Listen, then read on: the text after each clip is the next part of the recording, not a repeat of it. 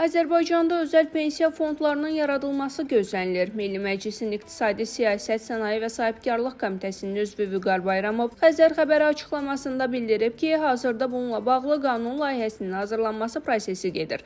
Bu fondların yaradılması üçün 20-dən çox normativ hüquqi akt layihəsi hazırlanır. Onun sözlərinə görə vətəndaşlar pensiya kapitalının bir hissəsini özəl pensiya fondlarına yönəltmə imkanı əldə edəcəklər. Belə ki, vətəndaş 50-55 yaşlarında topladığı pensiya kapitalının bir hissəsini birbaşa götürərək biznes qurmaq, təsərrüfat yaratmaq, ev almaq və ya digər məqsədlər üçün istifadə edə biləcək. Pensiya kapitalının Dövlət Sosial Müdafiə Fondu hesabında qalan hissəsindən isə təqaüd almaqda davam edəcək. Bildirilib ki, birbaşa götürülə biləcək pensiya ödənişi ümumi məbləğin təxminən 50-70% civarında ola bilər. Bununla belə vətəndaşların bu sistemə qoşula biləcəyi yaş, eləcə də birbaşa ödəniləcək pensiya məbləği və digər mexanizmlər hələ də müzakirə mərhələsindədir. Deputat qeyd edib ki, bir çox ölkələrdə pensiya yaşı tamam olmadan da özəl pensiya fondlarında toplanmış vəsaitlərin bir hissəsini əvvəlcədən əldə etmək mümkündür.